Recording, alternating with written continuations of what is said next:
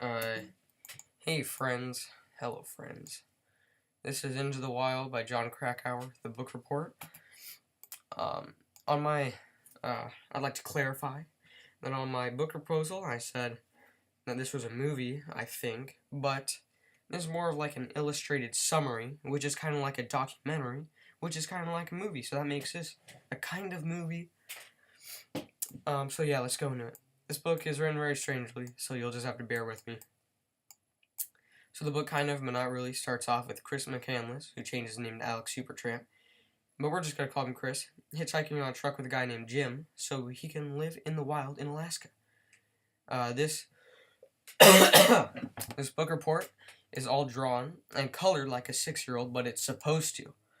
So if you're like, wow, those drawings really suck, they are supposed to suck. So yeah, let's keep going. So fast forward to when some strangers find an abandoned bus. They smell something bad coming from inside and read a note saying that the passenger is near death, weak and alone. And here's the ghost of the passenger. Pretty awesome. Inside they find the dead body of Chris McCandless. So they call the Alaska State Troopers, and they find out Chris starved to death. The author also never met Chris, so a lot of the info in the book is from the people Chris met on his journey. Here's the Alaska State Troopers helicopter. Here's Chris McCandless. He's got like worms and stuff. So before he died, a guy named Westerberg picked up Chris while he was hitchhiking. Chris lived with him for a bit. And here's a hitchhiker. Then jail found out about Westerberg pirating television, and Chris left. Here's a pirate. Here's a jail cell. And then the book rewinds to Chris before he left home for his adventure. He donated all his money to charity and told his parents he was going to disappear. And then he mysteriously disappeared. Ooh. On his adventure, Chris leaves his car and all his cool stuff in a flood.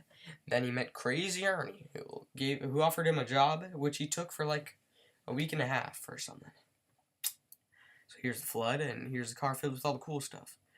Can you guess which one is Crazy Ernie? It's this guy. Okay, yeah, it's this guy. Then, since Crazy Ernie never paid him, he went to Oregon and met a woman named Jan, who gave him a ride to his next destination. Meanwhile, his parents hired a private investigator, who I forgot to talk about later, but that's fine. After that, Chris arrives at the Colorado River and buys a canoe. He plans to go to Mexico, and then to the Gulf of California, and then make it to the Pacific Ocean. He realizes in Mexico that he won't make it, and meets some duck hunters that'll take him to the Gulf of California. Here's a duck hunter who's a regular hunter that I drew a face on. And then here's Chris McCandless in his canoe. But then Jail finds out. Jail again. There's 2 times Jail is in this book. Jail finds out that he's trying to enter the U.S. illegally, so he spends a day in jail. After that, he works at McDonald's and lives in an old man's friend's trailer. Here's old man's friend's trailer. Here's Chris McCandless in his McDonald's outfit, which is just a hat, and here's Jail. Then he visits Jan and her boyfriend at a place called The Slab and helps them sell old stuff. He sets up camp not too far from there, meets a man named Franz. Here's some old stuff. Here's an old guy with a bent up knee. This guy isn't in the book, but I just drew his knee really bent up and weird. Franz and Chris become good friends after a while. Franz drives Chris to San Diego, and Chris travels to Seattle from there. Then Chris and Franz meet up in California, and he asks Chris if he can adopt him because his son and wife died in a car accident while he was fighting a war. Here's Ronald Franz, and here's Chris McCandless with a sweat droop, man. Chris tells him he'll have to, Chris tells him he'll talk about it with him when he comes back from his Alaska trip. Chris tells the 80-year-old Franz to start living life like him, and that's supposed to say life like him, nomadic and free. Franz takes his advice, but later learns that his dear friend Chris has been dead. Ooh. Oh, whoops. Okay, whatever. The next 3 chapters aren't even about Chris, and they're about similar people or what people thought about him. So I'm going to completely disregard those. After those 3 irrelevant chapters, Krakauer goes ahead and interviews Chris's parents. What I got from this chapter is that Chris's parents thought that he was a good kid. And here's Chris as a kid, and here's his parents like, wow, such good. In the next chapter, we learn that Chris has left his parents before, but he hadn't left for good like this time. Also, he would discover that his dad had been living a double life with 2 wives, which is pretty crazy. But instead of telling his parents what he knew, he chose instead to make a secret of his dark knowledge and express his rage obliquely in silence and sullen withdrawal, which is pretty emo. Then it's the author's point of view when he's remembering climbing a mountain in Alaska. So it's called the Devil's Thumb. So he's stuck in this tent for 3 days because of the wind and snow, and he's not sure if he'll make it to the top. He celebrates by smoking weed and burns down his tent. This is an irrelevant chapter, but I thought it was kind of funny.